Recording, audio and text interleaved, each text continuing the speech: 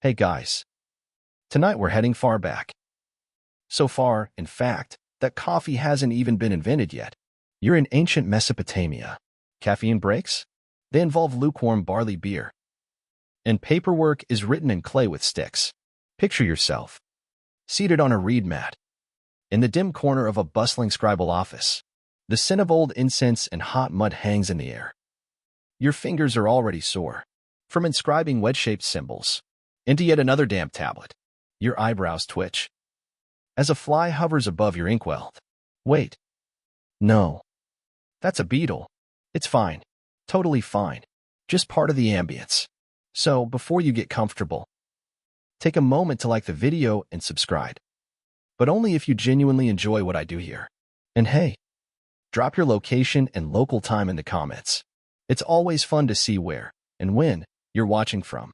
Now, dim the lights. Maybe turn on a fan for that soft background hum. And let's ease into tonight's journey together. Your day begins in or maybe Nippur. Honestly, it's hard to tell without street signs. You've just shuffled into the temple's administrative wing. Your reed stylus tucked into the fold of your belt. And already, there's a sense of damp anticipation in the air. The clay tablets?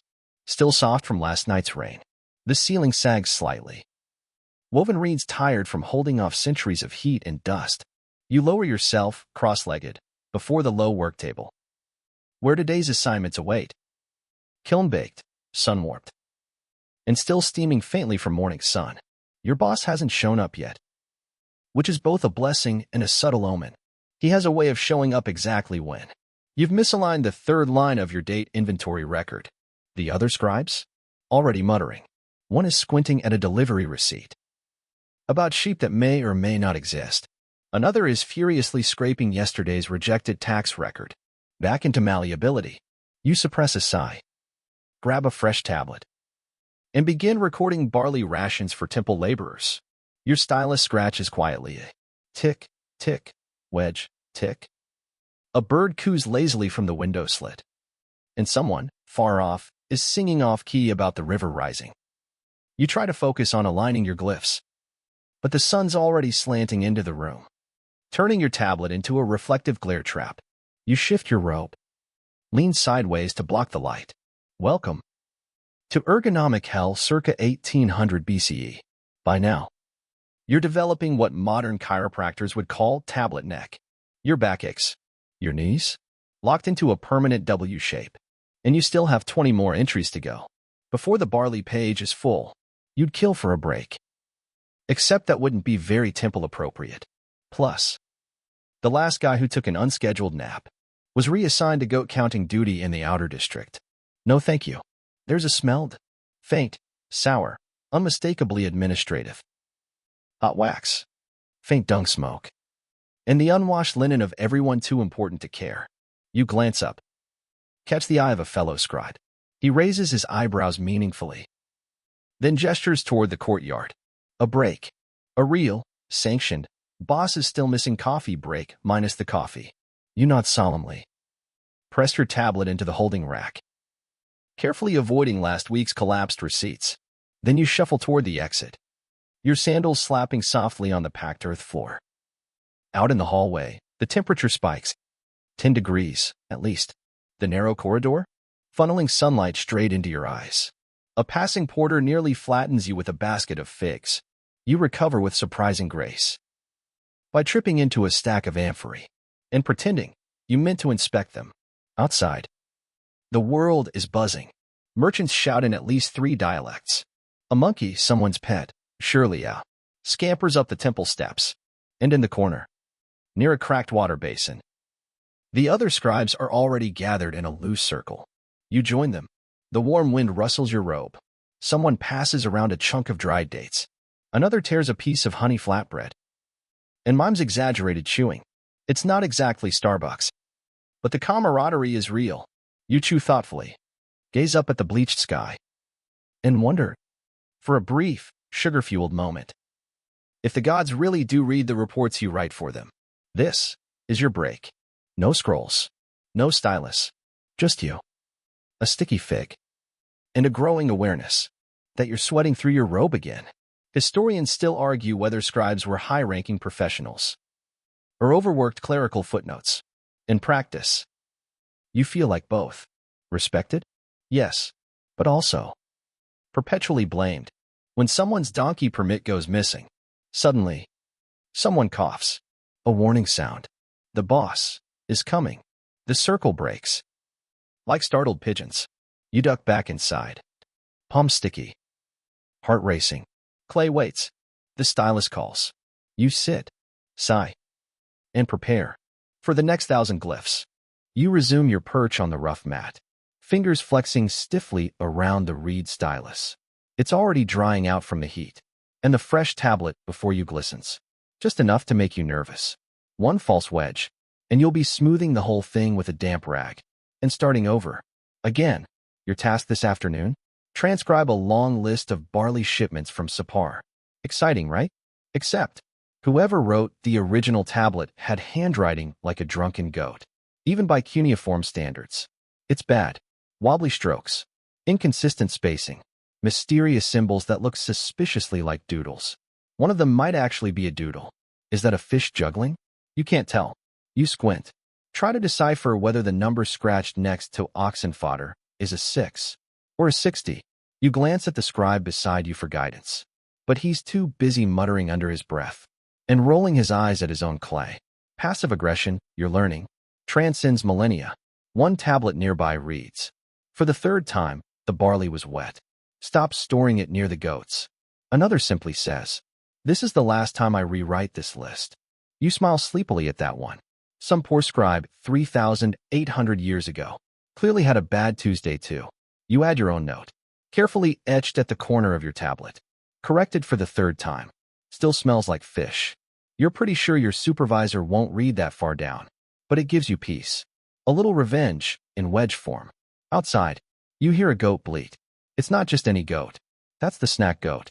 Around this time, every day, the temple provides sustenance for scribes, which mostly means a sleepy porter drags in a small goat, carrying panniers filled with whatever snacks the kitchen didn't mess up.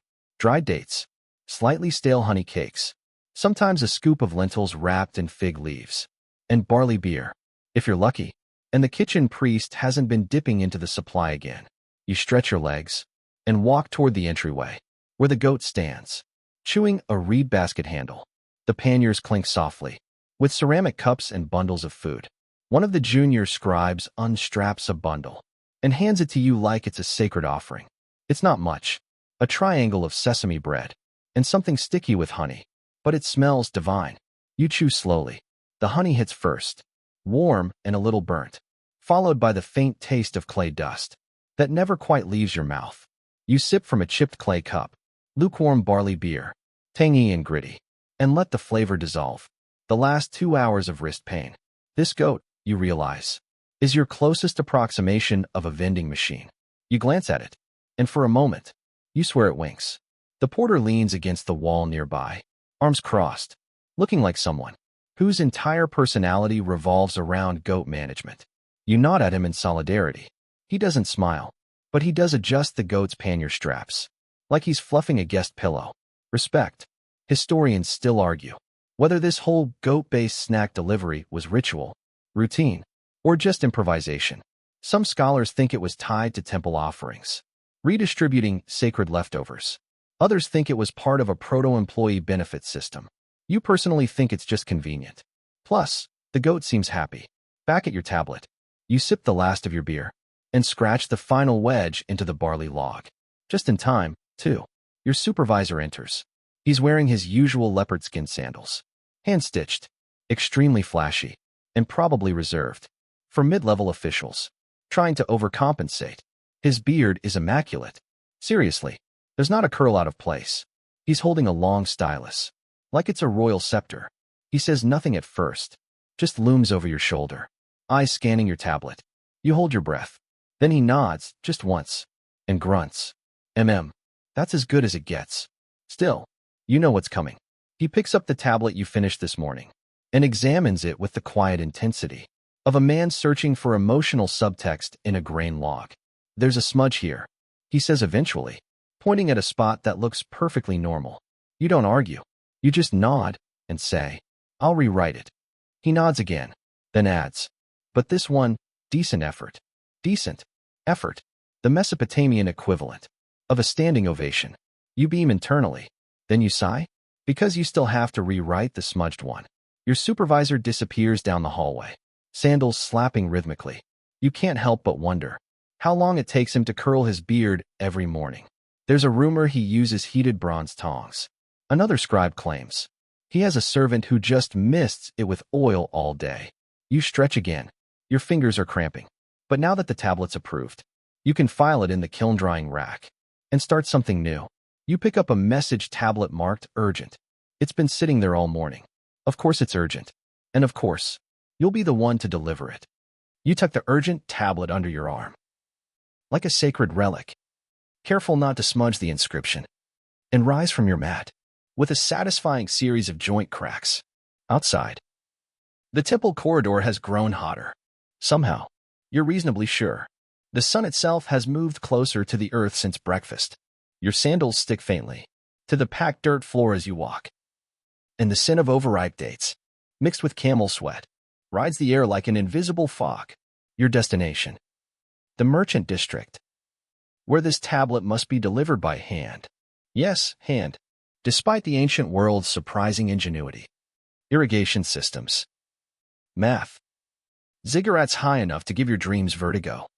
There's no such thing as mailboxes, or messengers, or a functioning HR department to file a complaint about being used as a glorified courier. You squint toward the exit gate. At least 6 carts, a herd of goats, and one suspiciously large pig are blocking your path. There's a woman loudly arguing with a priest over the price of cucumbers. A child with an oversized reed hat darts between your legs.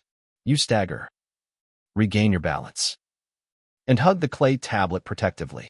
Like a baby, the tablet's warmth presses against your ribs. It's heavier than it looks. Like all truly bureaucratic burdens, you take your first step into the open square and are immediately nearly taken out by a donkey cart, hauling amphory full of some pungent, briny substance. Pickled fish? Olive mash? No one dares ask. You dodge left. Unfortunately, where the temple goose lives, Lugal, the goose, is not just a bird. He's a menace, possibly divine. He stands tall, one wing slightly extended, eyeing you like you owe him money. You whisper a polite, "Excuse me." He ignores it. You try to step around him. He lunges. You yelp softly, respectfully, and spin out of the way just in time. The tablet nearly slips, but you catch it with your elbow, like a practiced server balancing soup bowls. You glance over your shoulder. Lugal is already pecking a passing sandal. Historians still argue whether temple animals like Lugal were seen as spiritual guardians or just very angry pets. Some suggest they symbolized divine presence. Others believe they were simply the Mesopotamian version of untrainable hallway monitors. Either way, you survive. Barely. You slip through the crowd, weaving between linen stalls, date merchants, and pottery hawkers, yelling about 1-week-only clay discounts that have probably lasted 5 years. The sun beats down on your back. You pass a palm tree, drooping under its own exhaustion. A child offers you a pebble, and then immediately demands it back. The air smells of hot stone and goat. At last, you reach the recipient, an elderly merchant in a mustard-colored robe, who seems to be sleeping upright against his own stall. You clear your throat. Nothing.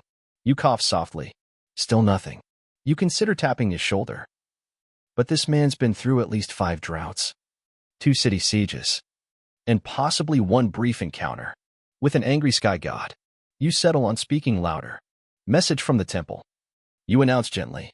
His eyes snap open. He blinks. Which temple? You blink. The temple. Ah, he says. Like that explains nothing.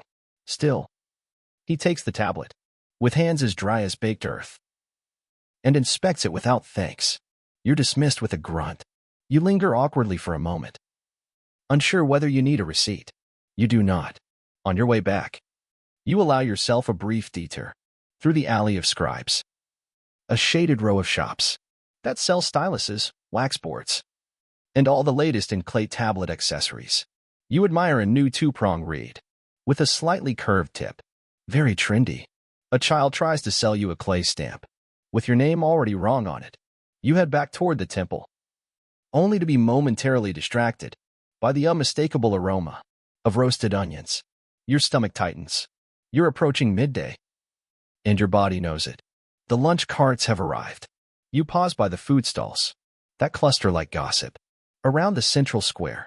Today's offerings include boiled lentils with cumin, barley cakes with mint, and a truly suspicious-looking stew that may contain eel or sandal leather. Hard to tell. You opt for a scoop of lentils and a fig leaf, and a wedge of flatbread, baked until just this side of crunchy. The vendor adds a pinch of salt, with a dramatic flair. You nod gravely, as if this has changed your life. You carry your prize back toward the temple, using the fig leaf like an edible lunch tray. It leaks slightly onto your sleeve. You don't mind. You've smelled worse. The goat is gone now, off to deliver snacks to the weavers. And Luggle the goose? Nowhere in sight. Perhaps attending a disciplinary hearing for his aggression. You sit under a half-finished wall, stretch your legs, and chew slowly. The temple bells chime faintly in the distance, marking the 6th hour. Your break is over.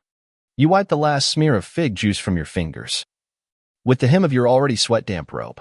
It's time to go back inside. The temple complex seems to hum slightly now. An early afternoon lull, but full of simmering undercurrents. Clay clinks, sandals scuff, and somewhere nearby, someone is still shouting about a missing sheep. You return to the scribal chamber. Cooler now, thanks to a reed mat hung over the window. The smell of damp earth has intensified. Someone's incense cone didn't quite burn properly and is now smoldering against the floor, releasing a smoky tendril that curls like a sleepy snake toward the ceiling. You wave it away with your stylus and find your spot.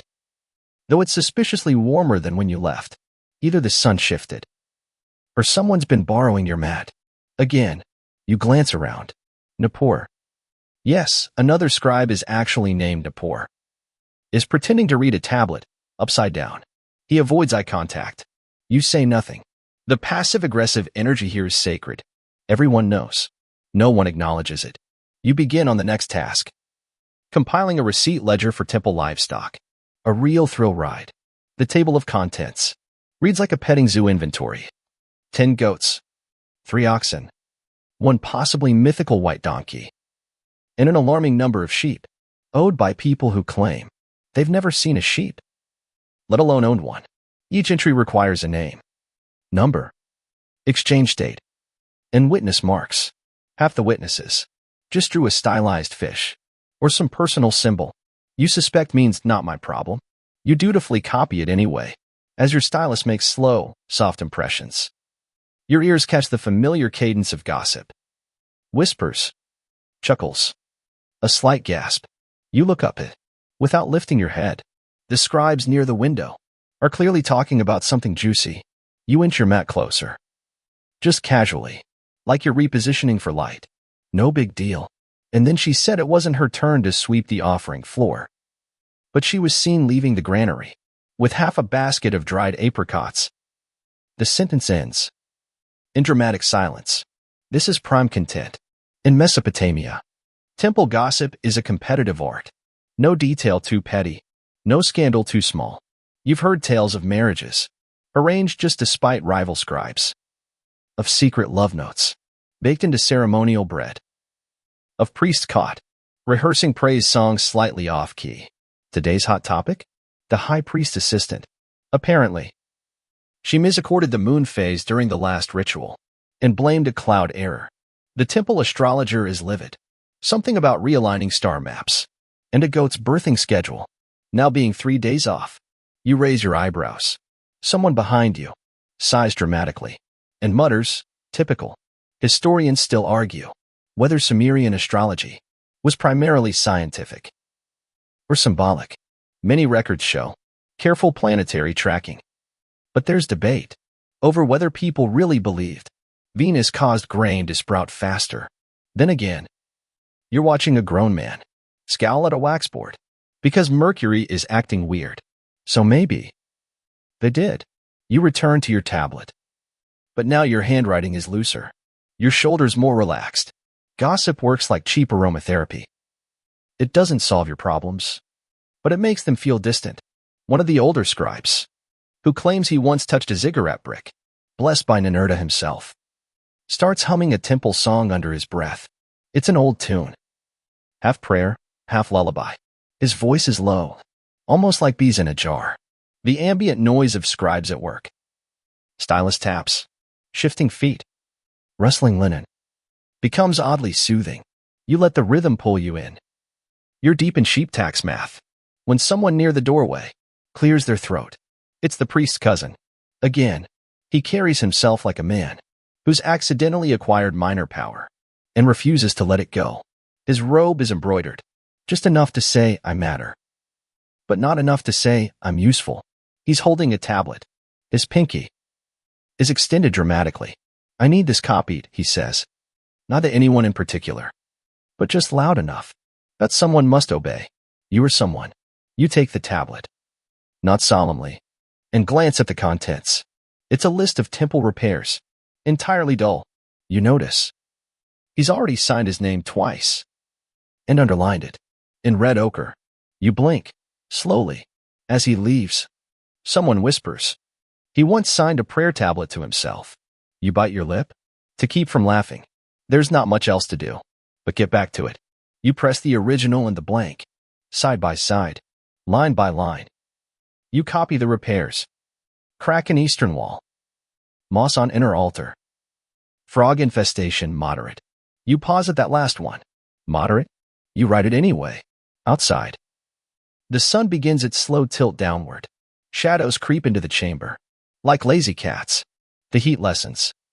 And with it, your concentration. Your stomach reminds you that barley beer is not actually lunch. You hear sandals scraping near the entrance again, this time accompanied by a familiar bleating. The goat is back. The goat enters, like it owns the place, which, in many ways, it kind of does, with panniers restocked and jangling with ceramic clinks. It stops in the threshold and lets out a theatrical bleat that echoes softly off the mud brick walls. You pause mid-wedge, stylus hovering in the air, and glance around. Every scribe within a 10-foot radius has lifted their head, like prairie dogs on alert. The snack goat has returned. Praise be. The porter follows behind, looking slightly more rumpled than usual, possibly from wrestling with the goat. Near the incense storage room, he waves half-heartedly and begins unstrapping the panniers. You wander over, tablet abandoned, fingers tingling with anticipation. Today's rations. A few small bundles of mashed dates with crushed nuts, half a clay flask of fermented pomegranate juice, and, miraculously, 2 slices of melon wrapped in fig leaves. This is luxury. You snag a melon piece before the bearded scribe known only as Big Tummo can reach for it. He gives you a slow, squinted side-eye, but says nothing. A truce is formed in the shared reverence for fruit. The goat eyes you briefly, then wanders off to nibble a frayed reed mat in the corner. You don't stop it. You return to your work mat, sipping the tart juice and letting it wake you up, the way you wish coffee would. Your fingers sticky, your mind only half-focused.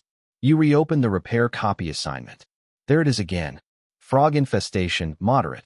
You glance toward the shrine corridor, wondering what level of croaking counts as moderate. You make a mental note to ask the janitor if he's heard anything unusual in the sacred basin lately. From the hall comes the unmistakable clatter of leopard skin sandals. You stiffen, reflexively. Your supervisor arrives again, this time holding 2 tablets. One is presumably yours. The other, judging by the smirk on his face, belongs to someone who's just made a very public mistake. He doesn't say a word. He places both tablets gently on the communal reading slab and gestures for everyone to gather. You follow, reluctantly, as do the others, forming a semicircle around the slab. Like penitents before a very boring oracle, he reads aloud from the first tablet, and as he goes on, it becomes clear that the scribe in question accidentally swapped sheep with slaves in a major tax report, which is not ideal. The line should have read, 3 sheep transferred to temple granary. Instead, it says, 3 slaves transferred to temple granary. Even in ancient Mesopotamia, that's frowned upon. The room stifles a chuckle. Someone mutters, "At least they'll be well fed." Your supervisor sighs. "The stylus is a sacred tool," he intones, as if quoting scripture. "It should not make fools of us." He glares meaningfully at everyone and walks out. The silence afterward feels like wet clay. You return to your mat and pick up your own stylus, now deeply aware that one slip can cause administrative chaos, not to mention unexpected housing arrangements. For temple workers, you focus extra hard now, ears ringing slightly from embarrassment by proxy. Your next tablet is a list of offerings for a minor harvest festival, which includes categories like acceptable oils, ceremonial nuts, and sacred small birds, live. You wonder how sacred a bird remains once it's flapping around the pantry. Historians still argue about the exact symbolism behind many Mesopotamian offerings. Some believe each ingredient corresponded to a planetary god. Others argue it was more practical, a mix of agriculture, availability, and temple aesthetics. Either way, it meant you spent a lot of time listing things like 5 clean geese, feathers intact. As you finish that tablet, your stomach finally begins to settle. You lean back slightly, arms over your head, and let your shoulders pop in 3 places. Behind you, someone starts humming again. You're not sure if it's the same tune as before, or just a variation on "Please let the day end soon." The porter reappears briefly to collect the goat. You give it a respectful nod. As it's let out, it ignores you. As usual, there's a ripple of amusement as the goat tries to exit and instead turns in a slow, majestic circle twice before finally following the porter. You suspect it does this on purpose. The sun is lowering now, its light slanting across the temple floor in golden slices. You glance at the kiln area, where dozens of clay tablets await baking. The air smells faintly of dust and roasted barley. A junior scribe walks in with fresh water and places a large jug near the wall. You drink a ladleful, warm, slightly metallic, but refreshing, and wipe your mouth on your sleeve. You catch your reflection in the water's surface. You look like someone who's been in a clay-based relationship for several hours too long. It's time to log a few final records before evening cleanup. You pick up a new blank tablet, already feeling the familiar weight in your palm, and begin pressing the stylus into the soft surface. Line 1, date of entry, second moon of high barley. Line 2, name of scribe. Line 3, not the one who wrote about slaves. You smirk. You're just smoothing the edges of your tablet when a temple assistant bursts into the room, like a whirlwind trapped in linen. He's flushed, out of breath, and gripping a clay slab, as if it might dissolve. You freeze. The other scribes look up, some hopeful for drama, others already dreading the inevitable. The assistant huffs. This must go to the weaver's hall. Immediately, you glance around, trying not to make eye contact. But fate, cruel and relentless, has already chosen you. His eyes lock with yours, and it's over. You accept the tablet with both hands, like it's a divine relic, and begin the familiar shuffle through the courtyard. The sun is still hot, now descending in that way, where it shines straight into your eyes, and also somehow reflects off every nearby clay wall. You pass a few temple musicians, tuning reed flutes, very slowly, and a priest, teaching a child how to grind barley flour, in a rhythm that sounds vaguely like a lullaby. Outside the weaver's hall, the looms are clacking in an uneven chorus, threads dancing like spider legs. Across the wooden frames, the weavers, mostly older women, with strong forearms and unbothered expressions, don't even look up when you enter. The air here smells of warm fiber, sweat, and a hint of burnt something, probably wool. You deliver the tablet to the master weaver, who grunts, squints, and mutters. They changed the thread count again, didn't they? You don't answer. Not your department. You turn to leave, but pause when a younger weaver waves you over. She points to a stack of cracked accounting tablets near the doorway. Since you're here, she says sweetly, you consider protesting, but her hands are full of indigo-dyed yarn, and she looks like she could tie a full-grown ox into a decorative knot if she wanted. You sigh, grab the stack, and head back. One tablet is partially melted. Another is labeled urgent-ish. A third has a doodle of what appears to be a fish riding a chariot. Historians still argue whether these marks were early humor or just the result of scribes having far too much time during slow hours. Some suggest scribes intentionally included inside jokes, which only other scribes would understand. If true, you're part of an ancient tradition of passive clay-based rebellion. You return to the scribe chamber and drop the stack beside your mat. As you begin examining the numbers, your eyes blur slightly. They're calculating daily cloth output, but one line seems to say, 47 cubits of sky-colored thread delivered to the big guy. You're not sure if that's an official title or just someone's uncle. You make a note to clarify tomorrow, or never. You're mid-scroll when a faint voice calls from the back of the room. Luggle's missing. The goose. Missing. You look up, instantly more awake than you've been in an hour. A murmur spreads. Luggle, who once been a priest, who once chased a tax collector up a ladder, is a constant presence. His absence is troubling. Someone says they saw him near the sacred pool. Another claims he was last seen pecking at the astrologer's sandals. A third scribe whispers that Luggle might have ascended. You sigh? The last time someone said that, the goat had simply wandered into the baker's courtyard and eaten 3 ceremonial rolls before being discovered under a flour sack. Still, you're intrigued. You rise, stretch your cramped legs, and follow a few others into the outer walkway.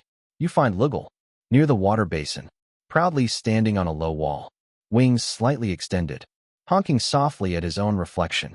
He seems to be in conversation with himself.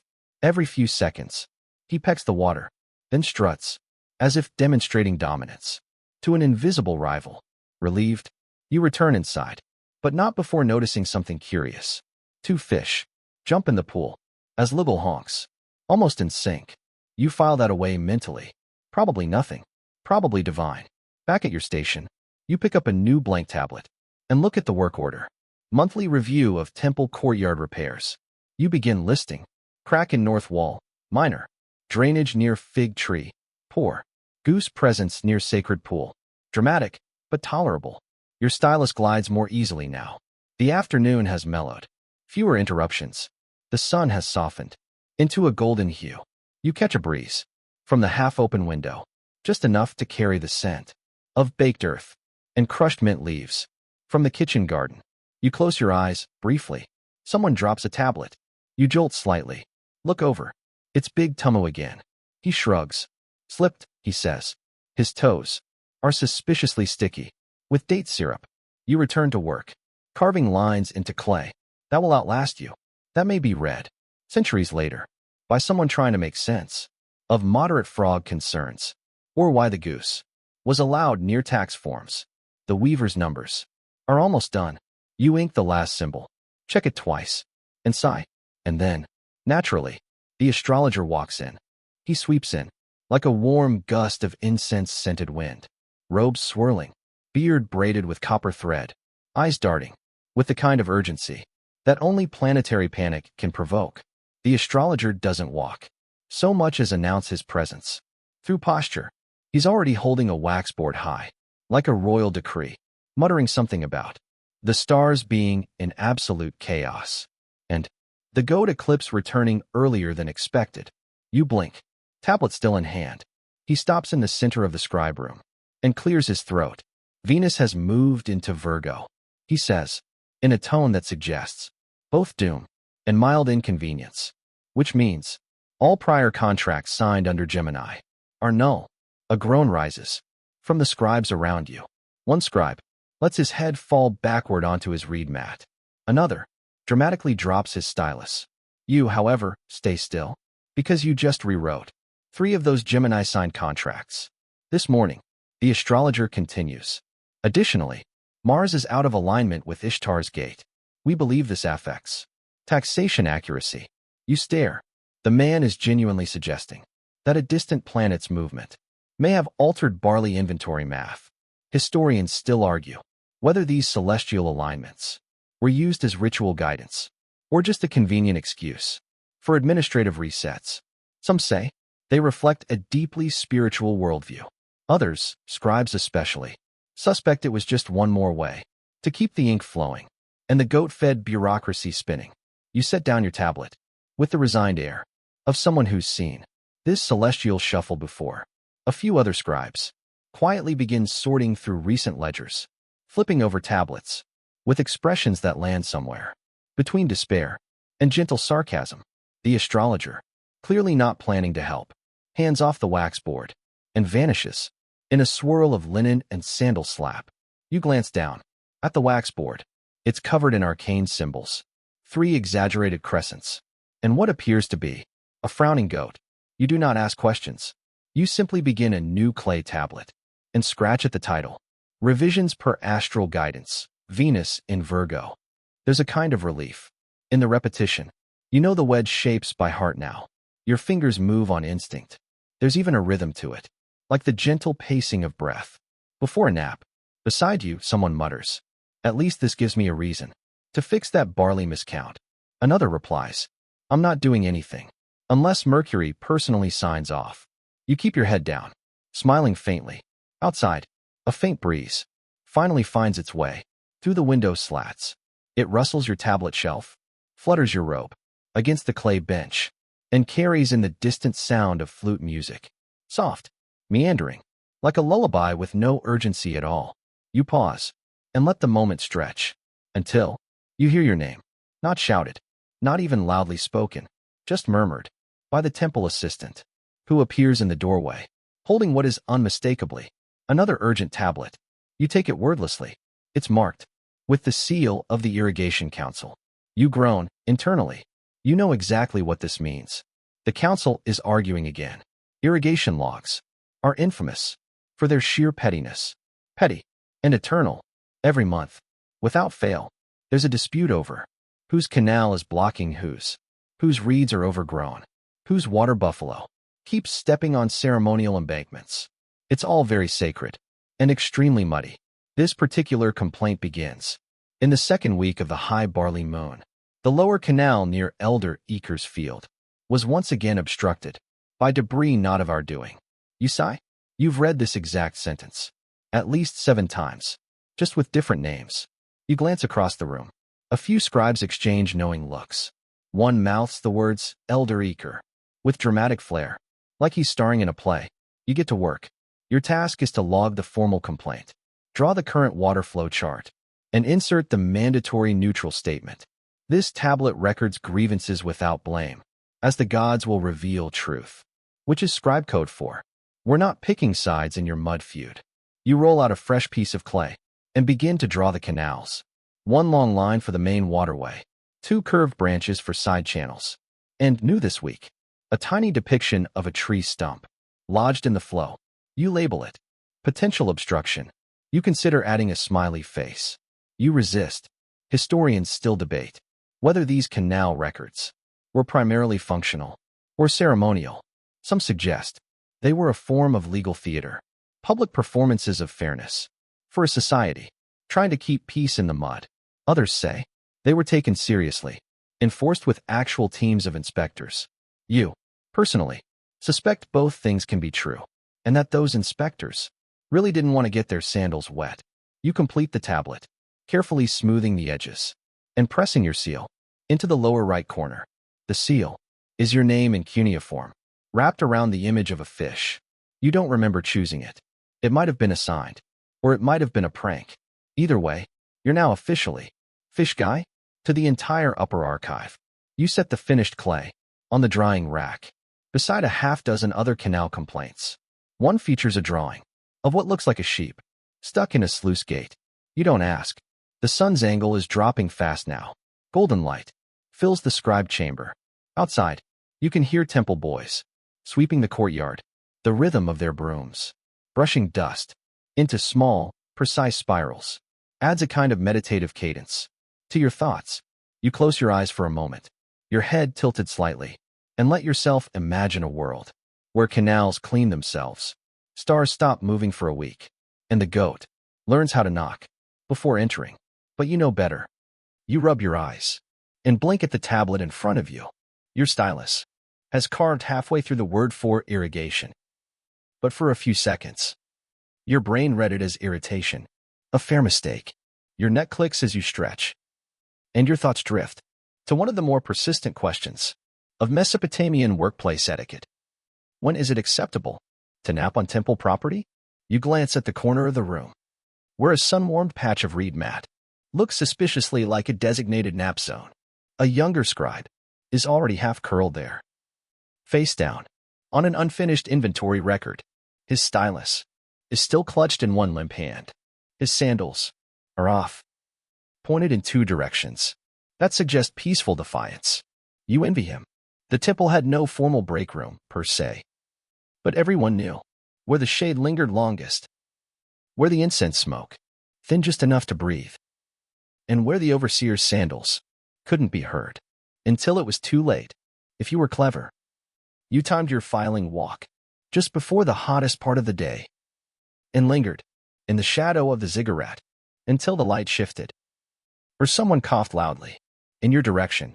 Some scribes even claimed that the gods themselves approved of midday naps, citing a long-lost hymn fragment that translated loosely as, "And on the fourth tablet, the scribe did rest his bones." Historians still argue whether these quiet moments were deliberate features of temple life or informal rebellion. You think maybe it's both, a survival mechanism wrapped in ritual. Besides, the idea of staying fully alert through 40 sheep count ledgers is as mythical as a sober grape festival. You press on. Your next assignment comes from a temple accountant who never speaks above a whisper and only writes on perfectly rectangular tablets. He slides one toward you with a reverent nod. It's an inventory request. Match last moon's tool requisitions with this moon's metal offerings. You squint. That could mean a dozen different things. You gesture for clarification. He leans in and whispers, "Check if we still have the copper chisels, or if the blacksmith borrowed them again." You nod solemnly, though internally, you're trying to remember when anyone last tracked the blacksmith's borrowing habits. You suspect he considers copper chisels as personal extensions of his beard. Still, you pull out the old log and begin the matching process. Tool tracking is a fine art. You don't just write down missing. You finesse it. You record. Item currently in field usage. Item unavailable due to temple realignment. Or item lost to divine intervention, pending replacement.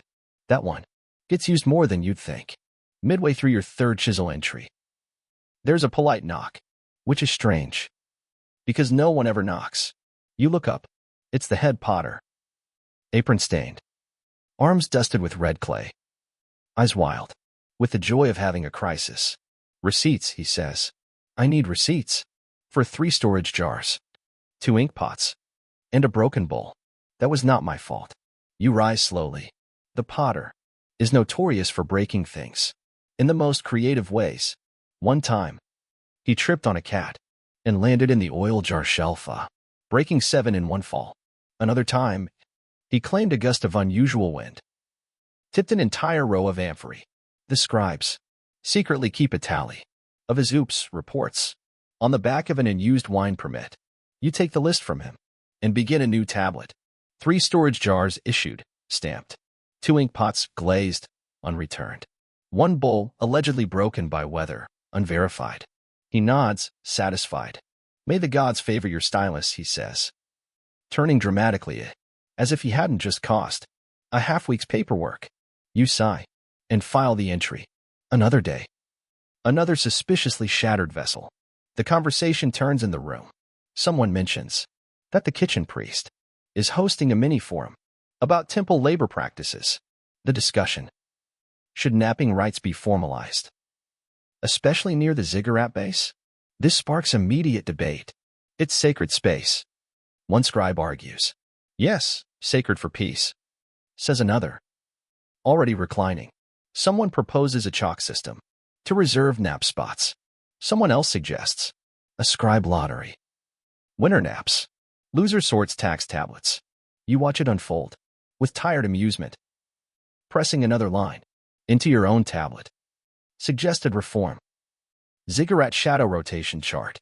The potter's assistant arrives soon after with a thank you gift. Half a pomegranate and something that might be cheese. You accept with a nod and wonder briefly What the temple's official stance on bribes is. Probably. Don't accept them. Unless it's fruit. You're halfway through, biting into the pomegranate, when Big Tumu appears beside you with a puzzled look. Do you remember? If we already sent out the goat tithe receipt? You blink. Which goat tithe? He frowns. The mid-season one. From the man with the crooked eye. And the flock. That won't line up straight. That narrows it down very little. Still, you open a side shelf and begin flipping through recent tablets, each marked with increasingly desperate shorthand. Goat tax, west side. Goat tax, insisted his goat was divine. Goat tax, brought no goat, only song. Finally, you find it. Goat tax partial. 2 goats, 1 questionable. You hand it to Big Tumu, who squints at the record and shrugs. That'll do. Outside, the light is turning amber. Dusk is coming. The scribes begin cleaning their styluses, organizing wet and dry tablets into neat piles. You sweep the dust from your lap and glance out the window. The ziggurat glows faintly in the distance. It stopped catching the last rays of sun, like a crown. Nearby, Luggle the goose settles on 1 foot, eyes half closed, as if he too approves of the way the day is winding down. You begin to stack your day's tablets into the to-dry rack, when a thin voice from the corridor interrupts your evening wind down. Scribe, the voice calls. A familiar, nasal tone that can only belong to one person. You turn, slowly. It's Arab Marduk, the junior tax officer, with the enthusiasm of a summer mosquito and the documentation demands of a divine tribunal. He's already halfway into the room, carrying a bundle of tablets so high, you fear he might tip over backward, like a poorly made ziggurat. He grins nervously. I need these filed. You stare at the tablets. They're uneven, covered in thumb smudges, and one is what looks like a bite mark. Urgent, he adds, as if that changes anything. You take the top tablet and glance at the first few lines. Citizen claims he paid goat tax with 2 goats and a promise. You resist the urge to ask, what kind of promise? Instead, you nod and wave him toward the drop table. He lingers. Also, I think someone's trying to pay taxes in woven mats. You blink. Are they expensive mats? He shrugs. Soft, not helpful. You watch as he exits, tablet dust trailing behind him, like bureaucratic dandruff. The room is growing dimmer. A junior scribe lights an oil lamp in the corner, casting flickering shadows against the wall. The soft orange glow dances across the racks of tablets. Some fresh, some cracked from use, others still damp and smelling faintly of lime ash. You stretch your arms and look around. The day is nearly done, but one task remains: compiling today's sheep receipts for the temple's end-of-day summary. You groan softly. Sheep receipts are notoriously tedious. Each transaction includes variables like breed, woolly, semi-woolly, mysteriously hairless, number, often disputed, intended use, sacrifice, feast, ceremonial petting. Then come the disputes. Did the citizen actually pay? Or did he just walk a sheep near the temple? While humming a hymn, you press into a new tablet. Entry 1. 2 sheep, 1 compliant, 1 unusually hostile. Received with thanks. Entry 2. For goats offered as substitute. Rejected on theological grounds. Entry 3. 1 sheep carried in basket. Escaped. Recipient blames nephew. You try not to smile as you wedge the last line. Historians still argue whether Mesopotamian record-keeping was about truth or formality. Did anyone really check whether every sheep was counted? Or was the act of writing enough to appease the gods? And the temple treasurer? You imagine divine beings scanning ledgers, chuckling at entries like sheep under protest, temporarily accepted. You file your summary tablet and sigh in satisfaction. Done. Finally. But before you can exhale fully, the door creaks open again. It's Ninsun, the potter's niece, carrying a small basket. You brace for more broken bowls. But instead she smiles and holds out a wrapped bundle. For you, she says shyly. Unclaimed food from the altar. The kitchen said it was still good. You take it gratefully, surprised. It's a still warm cake, made from dates, honey, and sesame oil. Slightly lopsided, maybe, but fragrant and dense with sweetness. You tear off a bite and nearly sigh aloud. Your shoulders relax. Your spine stops pretending it's made of chalk. You sit down, cross-legged, and let your mind drift. In the far corner, someone is recounting a story about an artisan who tattooed his own thumb by accident and then claimed it was divinely marked. The tale ends with a priest agreeing and promoting him to ceremonial bowl carrier. Laughter ripples gently through the room. You finish your cake, brush the crumbs into a reed basket, and notice that Big Tummu is now trying to balance his entire day's worth of tablets on his head as a joke. It's not going well. One slips. Everyone ducks. It lands harmlessly on a mat with a soft thump. Not broken, he says triumphantly. Someone claps. The lamp flickers again, casting long shadows that stretch toward the shelves. One of them looks a little like a cuneiform character for quiet. You smile at the thought. You glance over your shoulder and notice a new posting hung by the entry arch, written in red ink on fresh clay. Unusually ornate for internal temple messages.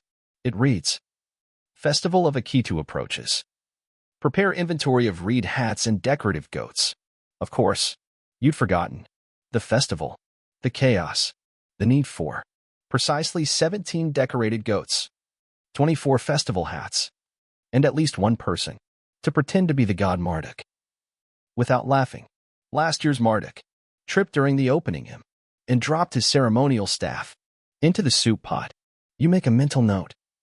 Tomorrow's tasks will not be lighter. You file one last line into a fresh tablet, just to center yourself. All things return to clay. You nod. That feels right. The scribal chamber is quiet now. A few scribes have already wandered out into the cooling courtyard. Others remain, writing by lamplight. The scratch of styluses, like the slow ticking of an ancient clock. Outside, you can hear the nighttime insects beginning their chorus. A donkey brays in the distance. Somewhere, someone is playing a reed pipe softly, repeating a melody with no ending. You lean back and breathe in deeply. Air thick with dust, oil, ink, and the faintest trace of pomegranate. You linger a little longer on your mat, watching as the shadows stretch across the clay floor, like lazy scribes themselves, slouching toward the corners, where no one will ask them to record sheep taxes. The oil lamp flickers as someone walks past, disturbing the air. The room, once filled with grumbling and muttering, is now comfortably hushed, like the whole temple has finally taken a breath. But before that breath can deepen into calm, a quiet commotion stirs. Just outside the door, a low voice grumbles. A sheep bleats. A sandal scrapes. Then, I'm telling you, I paid. Tax hour. The man bursts into the chamber in a cloud of dust, sweat, and goat hair. His robe is askew. His beard contains twigs. He is holding a sheep, or perhaps, more accurately, being held by one, as the creature seems to be leading the charge. Its wool is half sheared, and it looks somehow deeply offended. You blink. Slowly, the man slams a worn, lumpy tablet on the floor. This says I owe 2 goats, but I gave 3. Ask Enlil. He saw. You open your mouth, then close it. You glance at the tablet. It's almost unreadable, scorched around the edges, and stamped with a seal that's clearly been stepped on by something hoofed. You gesture politely for him to wait. The man, still gripping his very reluctant sheep, begins pacing. The sheep snorts. Big Tummu appears beside you, holding a partially chewed reed, and the calm of someone who has no intention of resolving anything quickly. What's his claim? He asks. Overpaid goat tax. Wants a refund, possibly in figs. Tummu nods solemnly. Classic. You check the archives and find 3 possible entries. One marked 2 goats accepted, slightly aggressive. One with 3 goats offered. One ran off mid-ritual. And a third, goat situation unresolved. You tap that last one and show the man. He squints, then frowns. That's the one. but I brought this one back to make up for it. You look at the sheep, who stomps its foot in protest. Sir, you say gently. This is a sheep. The man blinks. Sheep, goat. What's the difference after sunset? Quite a bit, actually. But instead of arguing, you nod. Write a new note on a clean tablet. Received sheep, as symbolic restitution for runaway goat. Then you hand the man a stamped reed chit. Good for 1 complaint-free month of temple visits. In motion toward the exit, he leaves in a swirl of thanks, dust, and wool. The sheep does not say goodbye. Historians still argue whether taxes were collected with fairness or if the process was deliberately obscure to maintain temple authority. Some sources imply scribes were mediators, peacemakers, even therapists for frustrated herders. Others suggest scribes enjoyed the power of stamping denied far too much. You suspect it depends on how much sleep the scribe had and how many goats bit them that week. After the excitement, you step outside for a breath of fresher air. The courtyard is quiet now. Temple acolytes walk slowly under the arches, lighting evening lanterns. Each flame flickers into life with a gentle pop, casting gold halos onto the dusty walls. The ziggurat looms in the background, its upper levels barely visible. In the deepening twilight, you sit near the incense platform, where someone is left, a bundle of dried lavender burning. The smoke curls up, sweet and calming. You let your head fall back, watching as a few stars begin to pierce the darkening sky. A young priest walks past, nodding at you. He's carrying a basket of river stones, muttering what sounds like math to himself. You offer a lazy thumbs up. He doesn't seem to notice. You close your eyes for just a moment, savoring the warm night air, the distant croak of frogs from the irrigation ditches, the subtle scrape of someone somewhere sweeping yesterday off the courtyard floor. Then, a shadow falls over you. You crack one eye open. It's the high priest's assistant. Of course it is. She looks at you like someone who's about to hand you your own doom. Wrapped in polite ritual phrasing, there is a discrepancy in the barley storage records. She says sweetly, you don't groan, not outwardly. You simply nod. Rise like a condemned man and follow her back inside. The storeroom is candlelit, quiet, and smells like very old grain and slightly newer mold. A few scribes are already there, comparing tablets, whispering, arguing over whether 8 bundles of barley were received or 18. The numerals look suspiciously similar. You suspect the scribe responsible used a bent stylus again. You read the records. Then you count the barley bundles. Then you count again. One is torn. One is leaking. One has a goat hoof print. You update the record to say, Bundle 8 in dispute. Bundle 9 missing corner. Bundle 10 possibly imaginary. The assistant reads it, sighs, and nods. That's acceptable. And just like that, you're done. As you exit the storeroom, you catch a glimpse of Lugal again, perched on a stone basin. One eye open, one wing half-ducked, like a snoozing watchdog. He makes a soft noise, somewhere between a snore and a honk. You salute him, because it feels right. Back at your mat, you press your palms to your knees and take one last look around. Clay dust sparkles in the lamplight. Someone is humming again. You press your hand to the final tablet of the day and whisper a sleepy blessing over the clay. May your wedges be firm and your goats not bite. Asterisk, asterisk. The room has mellowed into a soft murmur of voices and lamplight, like the very architecture is settling in for the night. You reach for the final task assigned to you, summarizing the day's scribal activity on a single ceremonial tablet, a sort of divine end-of-day report. No pressure. You lift the smooth clay slab and breathe on it lightly, warming the surface. Your stylus, now slightly worn, still fits comfortably in your hand. It knows what to do, and so do you. Line by line, you carve. In the 12th hour of the barley moon, you pause.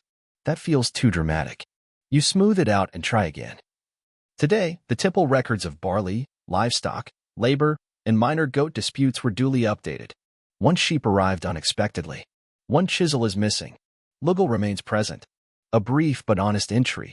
Around you, scribes are packing up, rolling up reed mats, brushing off clay dust, rewrapping their styluses in worn linen. A few slip out with quiet nods. Others remain seated, finishing their final lines in flickering light, determined not to end the day with incomplete wedges.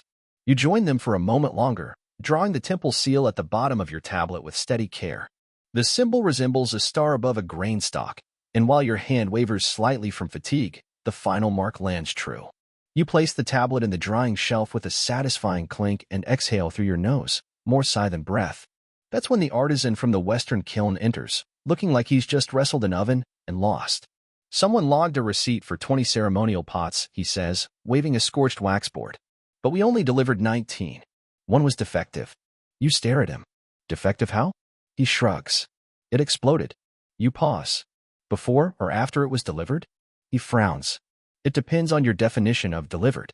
You blink slowly. The pot was, technically, in the kiln. That's close to delivery. Maybe. You walk over to the shelving rack, pull the original request tablet, and read the line aloud. 20 ceremonial pots, uncracked. You look at him. He looks at you. You both know what needs to be done. You reach for a new tablet and carefully scribe. 19th pot delivered intact. 20th consumed by sacred fire. Intent maintained. The artisan squints. I like that. Me too. He leaves satisfied, which is more than can be said for most of today's visitors. You let yourself linger a moment longer. The reed mats are empty now, save for one junior scribe fast asleep, using his tablet as a pillow, a risky move, given how hard clay gets after sundown. You quietly tuck a folded robe under his head. The lamp nearest the door begins to sputter. Someone extinguishes it with a soft puff, and the scent of warm oil curls into the air. In the hallway, you hear the janitor's broom dragging across the flagstones, collecting the day's grit and sandal tracks and stray reed shavings. A quiet, dignified ritual that turns chaos back into cleanliness. It reminds you, your own sandals are coated with fine barley dust and what might be goat fur. You kick them off beneath your bench, letting your feet rest against the cool floor. You glance up toward the open archway where the moon has begun its slow rise, silvering the edges of the ziggurat. Somewhere far away, a night priest chants a slow, rising hymn. You don't recognize the words, but the cadence is familiar, ancient rhythms, older than scribes, older than stars. Back inside, the room is now lit by a single lamp in the corner, a little flame holding vigil over all that's been recorded. Every tablet on the shelves is silent, but full, brimming with names, numbers, sheep, scandals, and stars. Stories waiting to outlive even the gods who inspired them. You press one last wedge into a scrap of soft clay. Tomorrow, check for second missing chisel. Suspect Potter again. You place it gently on your bench and stretch your arms one final time. The sound of Luggle's sleepy honk drifts in from the courtyard. You smile. You're done. The next morning arrives. Not with a grand celestial event, or the blowing of ceremonial horns, but with the soft splat of something damp landing near your mat. You blink awake. It's a wad of half-dried reed pulp, and it was definitely thrown at you. Rise and scribble. Big Tuma mutters from across the room. Already chewing something. That might be a barley cake. Or a very old sandal. Morning ledgers are late. You groan, sit up slowly, and realize your shoulder is slightly numb. From sleeping at an angle only ancient furniture could create. The floor beneath you is cool. The scent of last night's incense lingers faintly in your robes. You shuffle to your feet, retrieve your stylus, and stagger toward the washing basin, where you splash water on your face. That is just above freezing. Welcome to the Mesopotamian equivalent of espresso.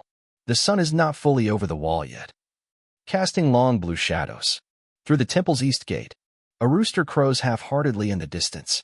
Someone drops a jug in the kitchen. A good start.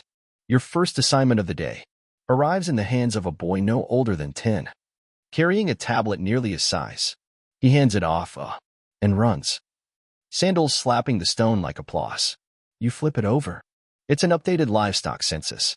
From the temple herders. It begins. Current count, 24 sheep, 2 aggressive. 16 goats, 1 decorative. 3 oxen. And a small cow that might be a large dog. You pause at that last part. Then shrug. And copy it verbatim. Accuracy is sacred. As you scribe, the sounds of the city waking up trickle in. Wooden cart wheels groaning over packed dirt. Merchants calling out prices before remembering they haven't opened yet. Children yelling about something one of them probably stole. Life resumes. Inside, the scribes return, rubbing their eyes, mumbling morning greetings, trying not to look directly at the sunlight, now streaming across the shelves. Today's big task: preparing the temple's quarterly labor roster. That means reviewing list of who worked, what they did, how long they did it, and whether they fell asleep during it. You've seen everything from 8 hours hauling reeds to 2 hours singing praises, loudly, off-key. Your favorite entry, still preserved in the archive. Labor assigned to pottery kiln. Job description, holding things. Duration, unknown. You open a fresh tablet and begin. Name, Usherbell. Role, brick mover. Performance, consistent. Once moved 4 bricks. And 1 unrelated cat. You glance up and see the accountant again, the one who whispers. He's hovering like a dust mote over your shoulder. Double-check the ration records. He murmurs, "We overcounted lentils." Again, you sigh and flip to the food tablet stack. You skim past a dozen lines of barley distributed, fish dried and salted, and onions missing, presumed eaten. There it is, the lentils, tallied twice by 2 different scribes, one of whom used the shorthand for very much instead of modest portion. It happens. You correct the line with care. Revised lentil count. Sufficient for 3.5 feasts. Beans unaccounted. Historians still argue whether food logs like these were ceremonial or literal. Were the gods meant to read them? Or were they meant to keep temple cooks from hoarding onions? You wonder. But not too hard. Your own stomach growls before you can investigate lunch. The doors creak open now, and in walks a figure in finely dyed robes. The royal inspector. You straighten automatically. Everyone does. Even Luggle the goose, napping nearby, lifts his head and blinks once. The inspector glides across the floor, trailed by a breeze of importance and the smell of imported perfume. He says nothing. He never does, but nods at the shelves, waiting for someone to show him the numbers. Big Tummo moves too slowly, so the task falls to you. You gesture him toward the archive shelves and begin presenting the top row ledgers. Labor logs, tax records, goat disputes, and the most recent star-adjusted inventory corrections.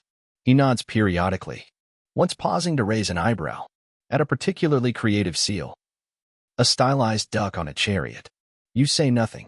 After several long minutes, he grunts his version of praise and departs without a word. As the door swings shut, everyone exhales. Someone mutters, "Well, that was almost exciting." You return to your mat, only to find a small folded reed note placed atop your stylus. It reads, "Festival prep begins tomorrow. They want a scroll of last year's offerings, with song lyrics included, and footnotes. Lots of footnotes. Of course they do." You sip from a clay cup of barley brew, someone left nearby, warm, sour, familiar, and try to summon the will to retranscribe last year's Dance of the Goose, without including your usual footnote joke about Luggle's unexpected entrance. Your day continues, with scribal tasks so layered, they blur into one another. Wheat logs, festival cloak measurements, a brief debate over whether fish scales count as taxable produce. You float between tablets, like a dreamer, wading through gently thickening clay. By early evening, the light outside is turned buttery and soft again. The wind has shifted directions. Even the goat smells seem sweeter. You record one last note for the day. Ceremonial song scroll complete. Footnotes neutral. Temptation to include jokes resisted. You lean back, fingers sore, mind oddly clear. Then faintly, you hear the unmistakable sound of Big Tummo singing the festival hymn. Off-key, loudly, you smile and begin packing up for the night.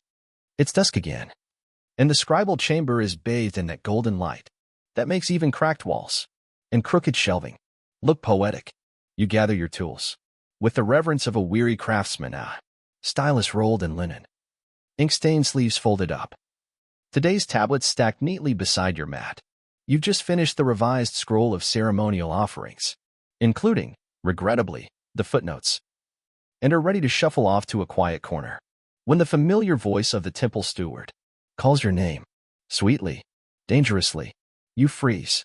"Can I borrow you for a moment?" he says. You can't say no. Not unless you want to find yourself reassigned to accounting for fish scales again. He leads you through a narrow passage that smells faintly of fennel and old sweat, always an encouraging combination. The side chamber he leads you to is rarely used, except for special inventories, which usually means items too awkward to store anywhere else. And indeed, inside is a jumble of baskets, broken amphorae, a ceremonial plow blade from last year's festival, still covered in flour paste, and, most ominously, a pile of unfinished tablets with a note perched on top, to be logged, hopefully by someone else. The steward gestures dramatically at the pile, leftovers from the Builders Guild. He says they'd like it all logged before tomorrow's feast, so they can request new tools, and possibly a new roof. You blink. A new roof. He shrugs. The old one fell in on the guy who was repairing it. You sigh and sit down beside the stack. Might as well begin. First tablet. Rope count. All frayed. Possible sabotage by cats. Second. Ladder broke. Blamed on star alignment. Third. Request for wheelbarrow with fewer splinters. Preferably none. You begin scribing summaries onto a fresh record slab, translating their colorful complaints into polite temple lingo. Guild requests tool replacements due to extensive wear and limited divine support. Ropes no longer reliable. Suggest festival purification if cats involved. As you work, you hear the soft thud of someone beating a rug outside, punctuated by the occasional startled chirp of a pigeon. The mundane sounds of end-of-day tidying have their own rhythm, gentle, unhurried, filled with sleepy intention. The air in the storeroom is warm and heavy. You open a narrow window slit for air, and a small cloud of dust escapes. Like a soul being released from a ledger, you pause to rub your hands. They're flecked with clay and faintly sticky. From date paste someone snuck into the ink pot. Again, "Do you ever stop writing?" asks a quiet voice from the doorway. It's the festival coordinator, a thin woman with scrolls under both arms and an exhausted expression that suggests she's been organizing goat garlands since before dawn. You shrug. When the tablets stop arriving, she steps inside and hands you a list.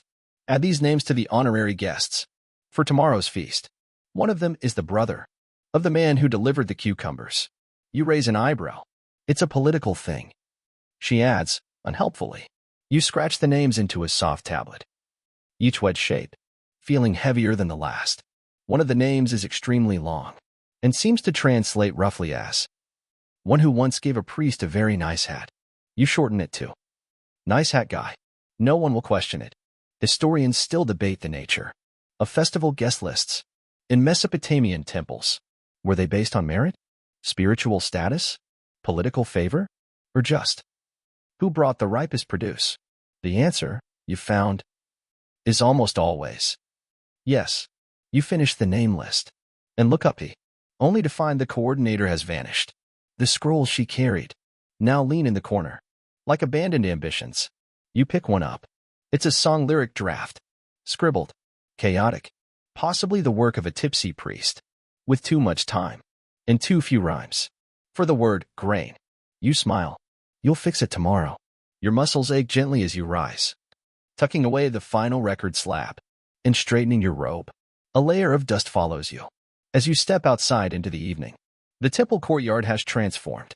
Lanterns now line the walkways, their flames swaying in the light breeze. Garlands of dyed wreaths hang from door frames. A group of musicians rehearses in a corner, one of them blowing repeatedly into a pipe that squeaks more than it sings. The goat tethered beside them looks deeply unimpressed. You spot Lugal the goose, seated majestically near the temple's reflecting pool. His wings are slightly fluffed. He looks ready to judge the entire feast.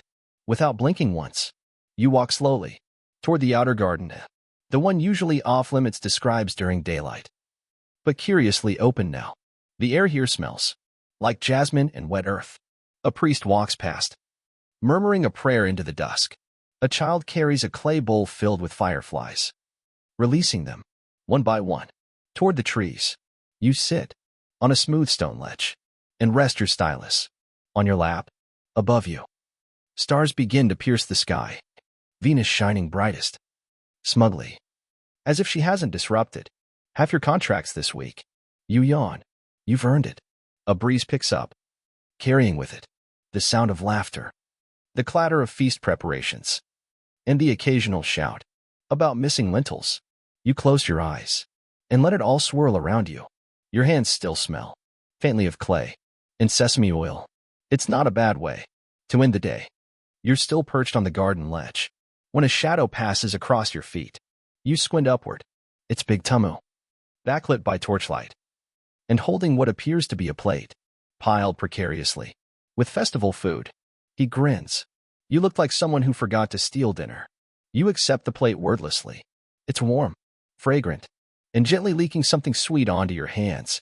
Lentil cakes, honey-glazed figs, a scoop of mashed barley dotted with nuts, and glory of glories, a sliver of something that might be roasted lamb or a very committed mushroom. You nod at him. In reverence, he lowers himself beside you with the graceless thud of someone who's been squatting over clay all day. Together, in companionable silence, you eat. The music from the courtyard has picked up a different group now. These ones better in tune, or possibly just drunk enough to make it sound that way. The flute warbles. The drum taps out a sleepy rhythm, and somewhere near the ziggurat, you hear the faint clink of a priest accidentally kicking over a ceremonial goblet. It's officially the Akita Festival Eve. After your last bite, you wipe your fingers on a bit of reed cloth and stretch out your legs. For a moment, you let yourself imagine what it might be like to live as one of the honored guests at this feast. No scribal duties, no goat audits, just lounging in silk, sipping date wine, throwing nuts to passing musicians. You glance at your ink-stained robe, your chipped stylus tucked behind your ear, your clay-dusted toes. Well, maybe next lifetime. Inside the temple, laughter rises. The junior scribes have taken over one of the outer chambers and are attempting to reenact the myth of Marduk and Tiamat using spare curtain rods and a surprisingly agile house cat. The result is both educational and deeply chaotic. You hear a crash, a yelp, and someone shout, "She's transforming! Get the fish mask!" You smile and let the sounds wash over you like a tide of nonsense. Nearby, Lugal waddles slowly into view. He pauses, cocks his head, and lets out a long, contemplative honk. You raise your cup slightly. "Evening, noble bird." He blinks, then resumes walking with all the gravity of a feathered oracle on a mission. Historians still argue whether animals like Lugal were temple mascots, minor deities, or just long-term squatters with good PR. You lean toward the third option, though you'd never say it aloud. He might be listening. The stars are out in full now, pricking the velvet sky like lazy cuneiform. You count the constellations out of habit, noting which ones have moved since your last evening shift. The goat twins sit low on the horizon. The reed basket curls lazily near the moon. Venus still hovers like a smug ink blot over it all. You lean your head back against the stone wall, eyes half-lidded, stomach full, brain quiet. Then, from the corridor, a figure approaches at an urgent pace. You groan softly. Not now. It's the assistant archivist, breathless, and holding a tablet that's still warm. She skids to a stop, sandals slapping loudly on the stone. They forgot to log the ceremonial cup rotation, she says. From last year. You blink. We rotated the cups? Yes. One rotation clockwise. They want it noted for divine symmetry. You don't ask questions anymore. You simply nod, hold out your hand, and receive the tablet. Back inside, you crouch beside a drying slab and scratch out the last entry of the night. Ceremonial cups rotated once clockwise. Per tradition, balance achieved, wine undisturbed. There. It's done. You place the tablet beside others, already lined up, like sleepy stone ducks. The assistant nods and thanks, and vanishes down the hallway, like a whisper. That forgot its sandals. You step back outside, into the quiet hum of night. Big Tummo has fallen asleep sitting up, arms folded across his chest, chin resting on a fig-stained sleeve. You leave him there. He looks peaceful, like a statue of a god, whose domain is mostly naps. You return to the garden ledge, stretch out once more, and take a deep breath. Somewhere in the distance, temple bells chime once, long and low, announcing the final hour. Before the Akita feast begins in earnest, you don't have to be there. You're not scheduled, which, in temple terms, is as close as you'll ever get to being free. You lie back on the stone bench, arms folded under your head, stylus still tucked behind your ear. A few feet away, a group of dancers practices their slow, circling steps around a lantern. The flame sways. Their feet whisper against the stone above you. Stars spin in silence. And you, scribe of dusty ledgers, master of disputed goat tallies, defender of proper tablet margins.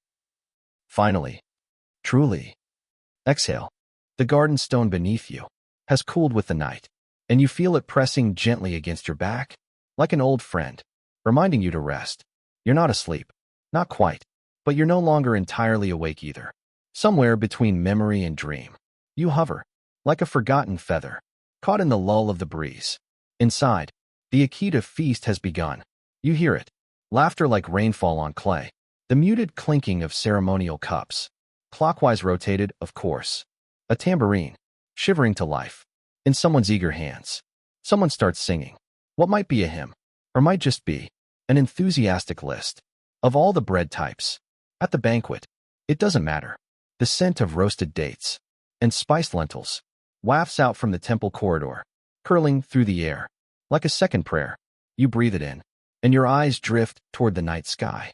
There's the moon again, lounging like a smug scribe who finished their last tablet early. Venus glimmers beside her, like punctuation. You don't move. You don't need to. You've written everything there is to write today. About sheep, about ghosts of missing chisels, about stars that demand rewrites, and supervisors in leopard sandals. Your hands are tired. In that pleasant way, that means you've survived another full cycle of creation, correction, and clay. A soft honk rumbles from nearby. Lugal has joined you. The goose settles onto the grass, a few feet away, his head tucked under one wing, his feathers gently ruffled by the wind. You wonder, does he dream? Do geese imagine canals and sacrificial bread and the scent of temple incense? Or does he just snore through cosmic realignments with perfect serenity? Somewhere deep in the temple, someone strikes a drum in steady rhythm, soft, slow, deliberate, not for dancing now. This is the part of the feast meant for winding down, for breathing, for remembering. You sit up just slightly and glance toward the ziggurat. It rises against the stars, like a second mountain, one carved not by wind, but by the careful hands of scribes and builders and bakers and priests. You've never climbed to the top. Few have, but you've written about it often, in dreamy ceremonial records, filled with metaphors about divine vision and stairways to the heavens. You decide that tomorrow, maybe, you'll ask for a viewing assignment, or maybe not. Maybe you'll write about it again, and let your imagination do the climbing. A soft shuffle beside you draws your attention. It's Sun, the potter's niece, holding a small clay figurine. She kneels beside you and places it in your palm. A tiny scribe, stylus in hand, with an exaggeratedly tired expression, and a robe much too long. You laugh quietly, genuinely. Happy Akio, she whispers, then slips away. Before you can respond, you set the little figure beside your mat. He can keep watch for you while you sleep. The music fades now, turning to distant humming. The laughter has thinned. Even the breeze slows. You lie back once more, arms crossed, eyes half-lidded. The final thoughts come slowly, like flakes of ash, drifting from the last ritual fire. The reed mats are empty. The ink pots are sealed. The goat tax is balanced. More or less, the gods have not issued any new rewrites. Tonight, and above it all, the stars keep their unhurried watch. So now here you are, still at last, and no longer needed. You've folded your day behind you, like a tablet, into the drying kiln. The tasks are over. The lists are written. The records are sealed. And even the ever-demanding stars have turned their attention elsewhere. For the night, breathe in. The air is softer now, scented with cooling earth and whatever incense the temple boys forgot to snuff out. Let it fill your chest, your shoulders, your hands that have carved 100 quiet details into a dozen slabs of clay today. Each wedge, a whisper of life, recorded. Breathe out. Let your thoughts slow, like drifting embers. There's nothing left to solve. No goats left to count. No scribes asking for reed replacements. Just the steady hush of nighttime in a world that has turned. Without your help, Libel the goose is asleep. Finally, the musicians have packed up. Even the gods, you suspect, are reclining in their divine seats, too full of lentils and song to bother with omens or alignments. Until morning, you feel yourself soften into the silence, into the hum of distant drums, the flicker of torchlight against temple stone, the warm weight of clay, still faintly clinging to your fingertips. And in this stillness, you drift, slowly, gently, into the long, deep peace of ancient dreams. Sleep now, scribe. You've earned it.